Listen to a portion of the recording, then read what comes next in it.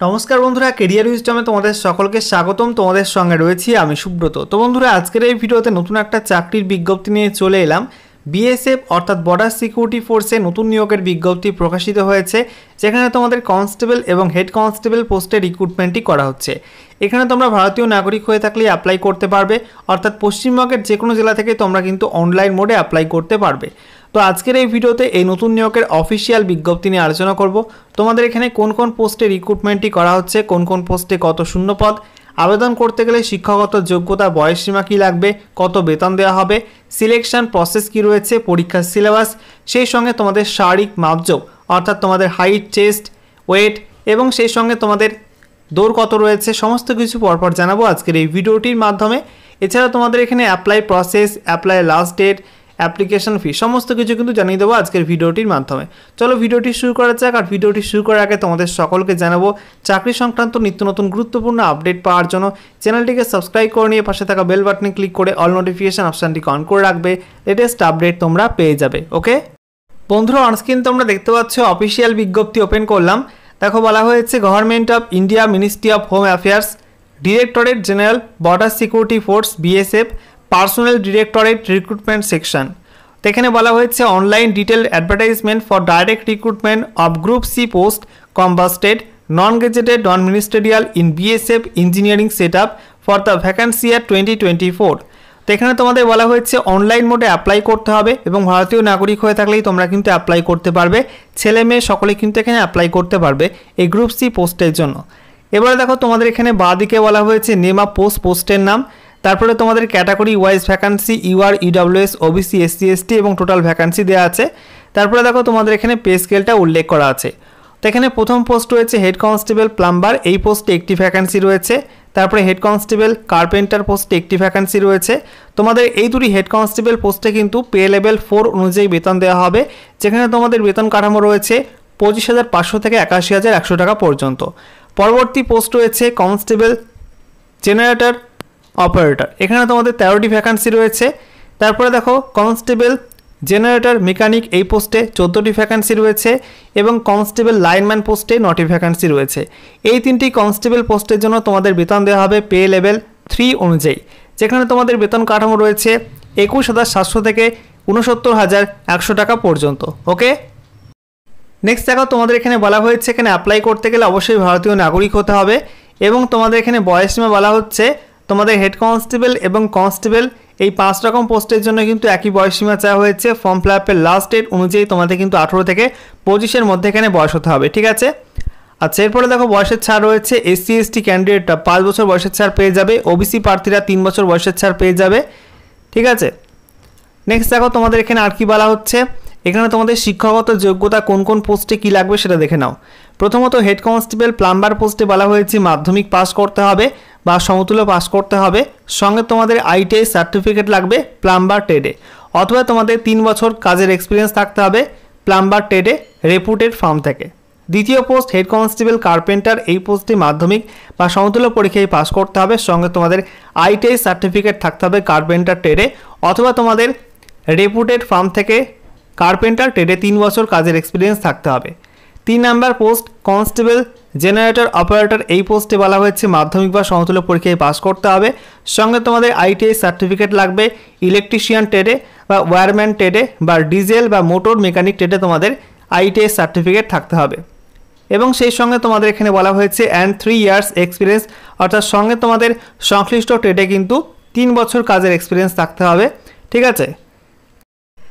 এরপর 4 number post constable generator mechanic, এই পোস্টে বলা হয়েছে মাধ্যমিক বা সমতুল্য পরীক্ষায় পাস করতে হবে স্বীকৃত বোর্ড থেকে, সঙ্গে তোমাদের আইটিআই সার্টিফিকেট থাকতে হবে ডিজেলে বা মোটর মেকানিকে, ঠিক আছে। ডিজেল মেকানিক বা মোটর মেকানিক তোমাদের আইটিআই সার্টিফিকেট লাগবে, সঙ্গে তোমাদের 3 বছর কাজের এক্সপিরিয়েন্স দেওয়া হয়েছে সংশ্লিষ্ট ট্রেডে।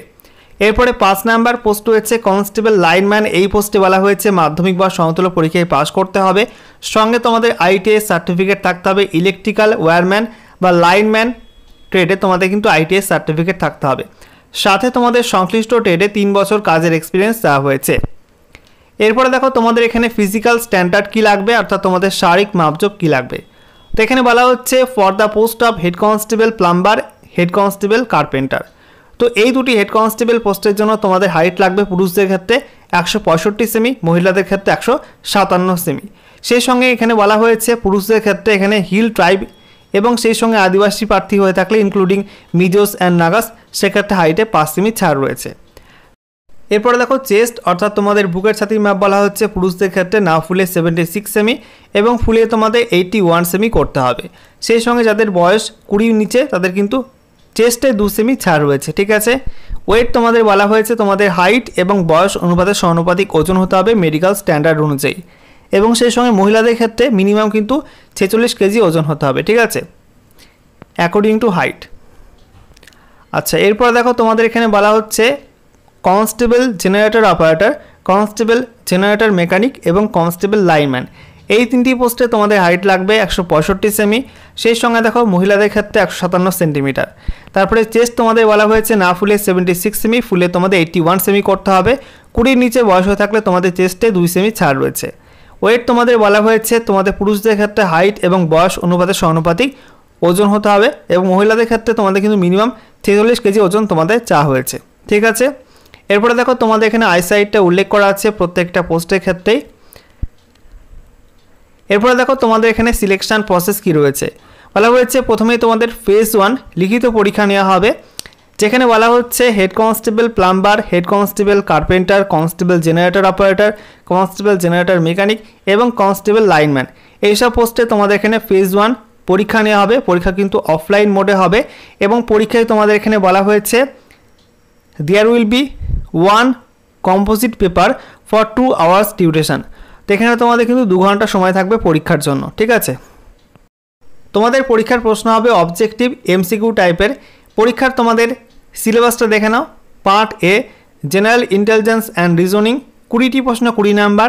পার্ট বি জেনারেল অ্যাওয়ারনেস 20টি প্রশ্ন 20 number. Part C technical subject থেকে তোমাদের প্রশ্ন আসবে, এখানে 60টি কোশ্চেন 60 নাম্বার। তো 100 নাম্বারের পরীক্ষা 100টি কোশ্চেন থাকবে, সময় থাকবে 2 ঘন্টা, ঠিক আছে। আচ্ছা, এরপর দেখো তোমাদের এখানে কি বলা হয়েছে। সেকেন্ড ফেজ এক্সাম রয়েছে, যেখানে তোমাদের বলা হচ্ছে ডকুমেন্টেশন, তারপরে তোমাদের ফিজিক্যাল স্ট্যান্ডার্ড টেস্ট পিএসটি এবং তারপরে তোমাদের ফিজিক্যাল এফিসিয়েন্সি টেস্ট, অর্থাৎ তোমাদের শারীরিক মাপজোপের পর কিন্তু শারীরিক সক্ষমতার পরীক্ষা রয়েছে। তো এখানে তোমাদের বলা হচ্ছে হেড কনস্টেবল এবং সেই সঙ্গে কনস্টেবল উভয় পোস্টের ক্ষেত্রে কিন্তু রান রয়েছে। পুরুষদের ক্ষেত্রে 1600 মিটার বা 1.6 কিমি 6.5 মিনিটে কভার করতে হবে। মহিলাদের ক্ষেত্রে 800 মিটার রান 4 মিনিটে কভার করতে হবে। লং জাম্প বলা হয়েছে তোমাদের পুরুষদের 11 ফিট 3টি চান্স দেওয়া হবে, মহিলাদের 9 ফিট 3টি চান্স দেওয়া হবে। তারপরে হাই জাম্প রয়েছে পুরুষদের ক্ষেত্রে 3.5 ফুট, ঠিক আছে, এখানে তোমাদের 3টি চান্স দেওয়া হবে, মহিলাদের ক্ষেত্রে 3 ফুট 3টি চান্স তোমরা এখানে পাবে, ঠিক আছে। এরপরে তোমাদের প্র্যাকটিক্যাল বা ট্রেড টেস্ট নেওয়া হবে, তারপরে তোমাদের মেডিকেল পরীক্ষা, এভাবে তোমাদের কিন্তু সিলেকশনটা হবে। এবারে দেখো অ্যাপ্লাই করবে কীভাবে, তোমাদের এখানে অনলাইন মোডে অ্যাপ্লাই করতে হবে।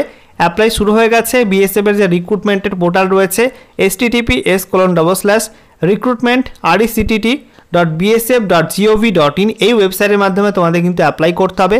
বর্তমানে অ্যাপ্লাই চলছে, ফর্ম ফিল আপের লাস্ট ডেট রয়েছে আগামী 15 এপ্রিল 2024, ঠিক আছে। এরপরে দেখো তোমাদের এখানে অ্যাপ্লাই করতে গেলে অ্যাপ্লিকেশন ফি লাগবে 100 টাকা। অ্যাপ্লিকেশন ফি তোমরা কিন্তু অনলাইন মোডে পে করতে পারবে। সেই সঙ্গে বলা হচ্ছে সমস্ত মহিলা প্রার্থী, SC/ST প্রার্থী, বিএসএফ সার্ভিং পার্সোনাল এবং এক্সার্ভিসম্যানের ক্ষেত্রে কিন্তু কোনো অ্যাপ্লিকেশন ফি লাগবে না, ফ্রিতে তারা কিন্তু অ্যাপ্লাই করতে পারবে। এবারে দেখো রিক্রুটমেন্ট সেন্টার, তোমাদের এখানে সিরিয়াল নাম্বার, তারপরে রিক্রুটমেন্ট সেন্টারের নাম, তাদের অ্যাড্রেস বা লোকেশন এবং রেসপন্সিবিলিটি তোমাদের এখানে উল্লেখ করা আছে। তো এর মধ্যে দেখতে পাচ্ছ আমাদের পশ্চিমবঙ্গের জন্য কলকাতা সেন্টার রয়েছে, ঠিক আছে। Frontier headquarter BSF South Bengal, full address দেওয়া আছে, যেটা বলা হচ্ছে responsibility frontier headquarter BSF South Bengal, okay. তো হচ্ছে অফিসিয়াল নোটিফিকেশান তোমরা বিএসএফের রিক্রুটমেন্টের অফিসিয়াল পোর্টাল থেকে ডাউনলোড করতে পারবে এবং আমাদের টেলিগ্রাম চ্যানেলে কিন্তু এটা আপলোড করে দেবো, ওকে।